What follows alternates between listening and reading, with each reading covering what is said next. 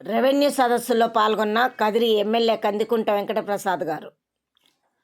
రాష్ట్ర తెలుగుదేశం పార్టీ ఆదేశాల మేరకు నల్లచెరువు మండలం జోగన్నపేట రెవెన్యూ పరిధిలోని పి కొత్తపల్లి గ్రామ సచివాలయం నందు రెవెన్యూ సదస్సులో పాల్గొని ప్రజా సమస్యలపై అర్జీలు స్వీకరించి భూ సమస్యలు పరిష్కారం చేయాలని అధికారులకు ఆదేశాలు ఇచ్చిన కదిరి నియోజకవర్గ శాసనసభ్యులు గౌరవనీయులు శ్రీ కందికుంట వెంకటప్రసాద్ గారు.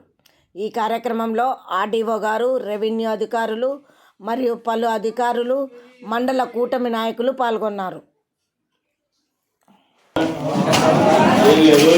సమస్యలు ఉండేవాళ్ళు ఇక్కడికి వచ్చినారు.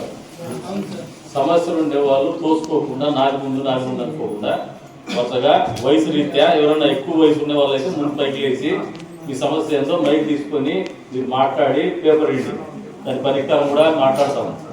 అంతేగాని తోసుకోవద్దండి. తోసుకొని అర్జీలు ఇచ్చేసి వెళ్ళిపోతే మామూలుగా ఏం కాదు ఒక అర్ధగంట. ఇదేం వేల సంఖ్యలో ఏం లేరు ఇక్కడ. ఉన్నదే ఒక 20 మంది ఉన్నారు, 80 మంది 90 మంది ఉన్నారు. దీంట్లో ఫిర్యాదుదారులు నాకు తెలిసి ఒక 30 నుంచి 40 మంది ఉంటారు. పర్లేదమ్మా, జనాలకు అవసరం లేదులే. ఇబ్బంది ఉండే వాళ్ళకి అవసరం మనకి. వాళ్ళకి ఏమి ఇబ్బంది ఉందో ఈ కార్యక్రమం ఇబ్బందులు తొలగించి ఏర్పాటు చేసినట్టు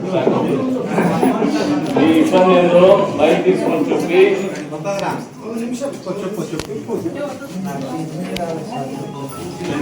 పెన్షన్లు పక్కన పెట్టి ఫస్ట్ మీరు భూ తగాదాలు ఏముందో ఇవ్వండి.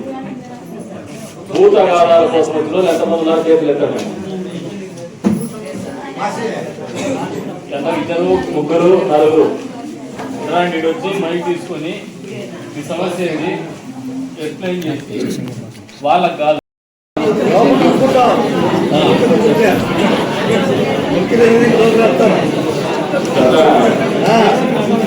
వారం రోజులుగా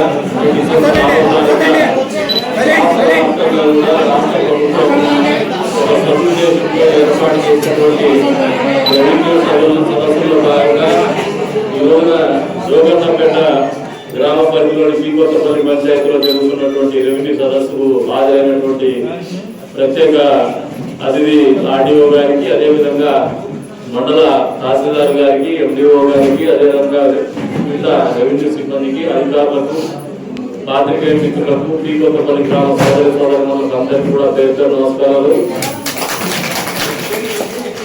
ఈ రెవెన్యూ సదస్సు ప్రాముఖ్యత మీకు ఏ రకంగా అర్థమవుతుందో నాకైతే తెలియదు.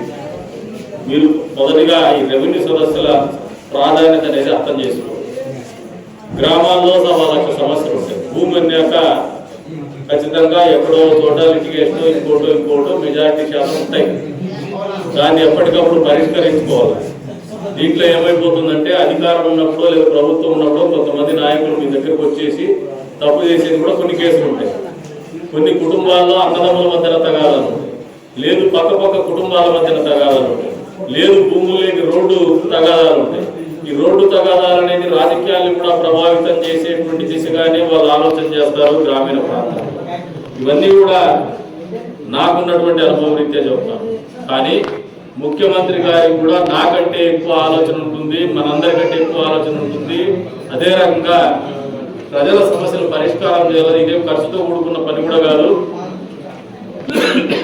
పరిపాలన సక్రమంగా జరిగితే చాలు, సమస్యలు పరిష్కారం అయితే ఆలోచనతోనే ఈ రెవెన్యూ సదస్సులు మీకోసం ఏర్పాటు చేసినటువంటి సదస్సులు అని చెప్పేసి కూడా ఈ సందర్భంగా తెలియజేస్తా ఉంటారు. ఇక్కడ పెద్ద చిన్న రాజకీయ నాయకులు, అధికారులు, లేదంటే లాయర్లు, లేదో పోలీసులు, లేదో ఒక అధికార పక్షానికి చెందినటువంటి వాళ్ళు, ప్రతిపక్షానికి చెందినటువంటి వాళ్ళు అని చెప్పి వివక్ష లేదు. అందుకు ఉదాహరణ నేనే చెప్తాను, నా కేసే చెప్తాను.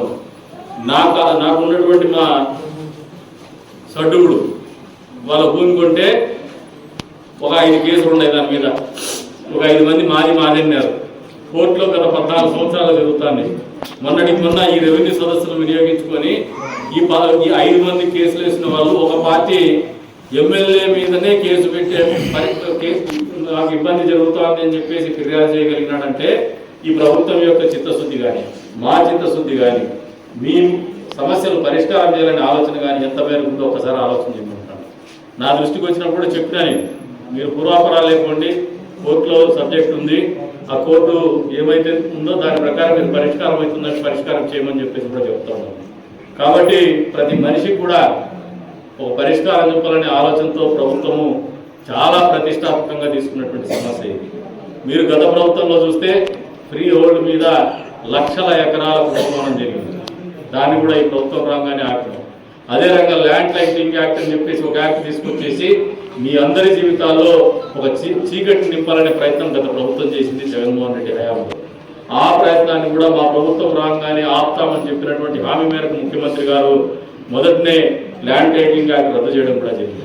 అంతేకాకుండా మీరు డబ్బులు పెట్టి మీరు ఆస్తులు కొంటే, మీ స్వార్జితంగా మీ కష్టార్జితంతో మీరు ఆస్తులు కొంటే గత ముఖ్యమంత్రి జగన్మోహన్ రెడ్డి గారి ఫోటో పెట్టి అది పాస్బుక్లు కానీ లేదంటే పత్రాలు కానీ ఇచ్చేటువంటి పరిస్థితి. ఆ పత్రాలు కూడా ఎవరికి మీకు ఒరిజినల్స్ మీకు కలర్ జెరాక్స్ ఇచ్చేటువంటి పరిస్థితి. ఇన్ని అవకతవకలు ఆలోచన లేనటువంటి విధి విధానాలకు స్వస్తి పలుకుతూ ప్రత్యేకంగా రెవెన్యూ యాక్షన్ చేసుకొని రెవెన్యూలో కూడా ఎటువంటి ఇబ్బందులు ఉండకూడదని ఆలోచనతో ఈ ప్రభుత్వం ముందుకు పోతుంది చంద్రబాబు నాయుడు గారి అధ్యక్షతన అని చెప్పేసి మీ అందరికీ కూడా చెప్తా ఉన్నాను. మీకు అందరికీ కూడా సుపరిచితుని నేను. నాకు కూడా ఈ ప్రాంతం మీద పూర్తి స్థాయి అవగాహన ఉంది. ప్రతి గ్రామంలో ఉన్నటువంటి సమస్య మీద కూడా అవగాహన ఉంది. కొద్ది వరకు అదొక మీకు మంచి జరిగేటువంటి కార్యక్రమం. కొత్తగా వచ్చిన యాక్సిడెంట్ అయినట్టుంది. మీ జీవితాన్ని ఆల్మోస్ట్ ఆయన బతికిన రోజులు భరించాల్సినటువంటి అవసరం. అటువంటి దుర్భరమైనటువంటి జీవితం గడుపుతున్న వాళ్ళకి వేదిక మీద నుంచి తహసీల్దార్ గారికి కావచ్చు, ఆర్డీఓ గారికి కావచ్చు, ఇతర అధికారులు కూడా జరుగుతున్నారు. మనం మనుషులం. మీరు అధికారంలో ఉండొచ్చు, నేను ఎమ్మెల్యే ఉండొచ్చు, కానీ బతకాల్సింది మనుషులతోనే, బతకాల్సింది సమాజంలోనే. ఇటువంటి ఇబ్బందికరమైనటువంటి వ్యక్తులు ఎవరున్నా కూడా ఏ పార్టీకి చెందినటువంటి వాళ్ళైనా మీ కళ్ళతో చూసినప్పుడు వాళ్ళ అనుభవాన్ని మీరు పరిగణలోకి తీసుకొని వాళ్ళ పరిస్థితిని, జీవన ప్రమాణాలను పరిగణలో తీసుకొని మా నాయకులు చెప్పినా కూడా మా పార్టీ వాడు కాదనే మీరు చేసేసేది, ఇబ్బంది లేదు. వాళ్ళ సాటి మంచి బతకాలి. మీరు ఆలోచన పార్టీ మనసుతో ఆలోచన చేయమని చెప్పేసి కోరుతా ఉన్నాను. రెండోది, చిన్న గ్రామాల్లో రోడ్ల సమస్యలు ఉన్నాయి. You go all out. మీరు టఫ్గా యాక్ట్ చేయండి. ఎవరైనా ప్రైవేట్ వ్యక్తులు వెనక చట్టం లా ఈజ్ వెల్ సెటిల్డ్.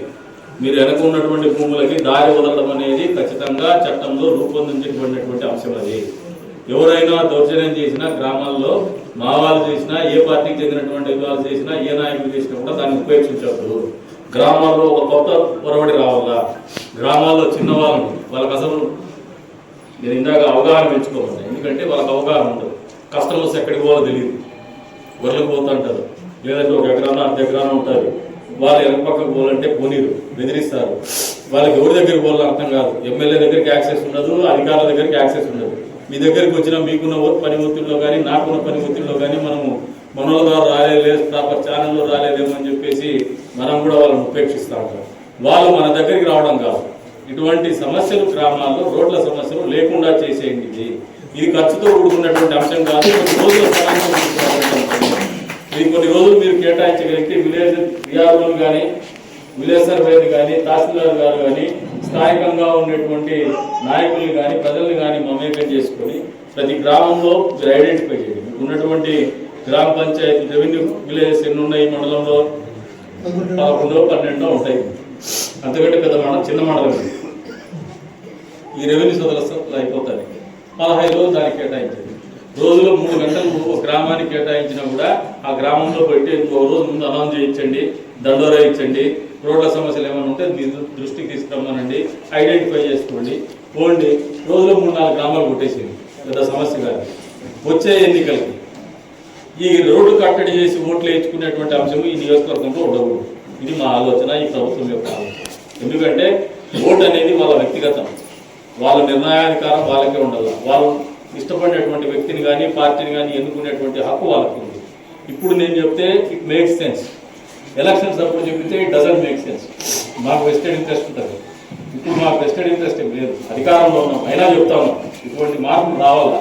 చిన్న చిన్న సమస్యలే. 2024లోకి వచ్చినాం, రాకెట్ యుగంలోకి వచ్చినాం, ఆర్టిఫిషియల్ ఇంటెలిజెన్స్ వచ్చేటువంటి టయానికి వచ్చేసినాం. ఇప్పటికీ మనం ఇటువంటి చిన్న చిన్న రూపతల్ని సమాజంలో పెట్టడం అనేది మన బాధ్యత రాహిత్యమవుతుందని చెప్పేసి కూడా తహసీల్దార్ గారికి కావచ్చు, ఆర్డీఓ గారికి కావచ్చు, ఇక్కడ ఉన్నటువంటి అధికారులకు కావచ్చు, మా తోటి నాయకులకు కావచ్చు, అందరికీ కూడా తెలియజేస్తాం. Let us come out of this. మన బిడ్డలు ఇటువంటి సామాజిక రూపతలతో పట్టకూడదు. వాళ్ళు వేరే జీవిత ప్రమాణాలు బతకాల. అది మన కనీస ధర్మం అని చెప్పేసి కూడా మీకు తెలియజేస్తున్నాను. ఇటువంటి ఇష్యూస్ కూడా పూర్తి స్థాయిలో అడ్రస్ చేయమంటాడా. పెన్షన్స్ అనేది కానీ రేషన్ కార్డు, కొత్త రేషన్ కార్డు మీరు ఎవరు ఇచ్చినా కూడా ఇప్పటికే కనెక్ట్ చేసుకోండి. కొత్త రేషన్ కార్డులు అప్లై చేసుకునే వాళ్ళు చేసుకోండి. కొన్ని సమస్యలు ఉన్నాయి, దాంట్లో ప్రాక్టికల్ ప్రాబ్లమ్స్ మీరు స్క్రూటినీ చేసి పెట్టుకోండి. Get ready for the future. మీరు అప్లోడ్ చేసి కలెక్ట్ చేసుకుంటాము, మళ్ళీ పరిష్కారం చేస్తామంటే అప్పుడు మీకు ఇచ్చేటువంటి సమయం అయిపోవచ్చు. ప్రజలకు ఇప్పుడే అవకాశం ఉంది. ఎవరైనా కొత్త పాస్బుక్ వాళ్ళకి అనౌన్స్ చేసి తెప్పించుకోండి. మీరు ఒక డేటా స్టోర్ చేసి పెట్టుకోండి. ఎవరినైనా మీ రెవెన్యూ ఆఫీస్లో ఒక డేటా ఆపరేటర్ని పెట్టండి, దాన్ని స్క్రూటినీ చేసుకోండి. By the time the government announces it will be very soon. తొందరలోనే చేస్తుంది.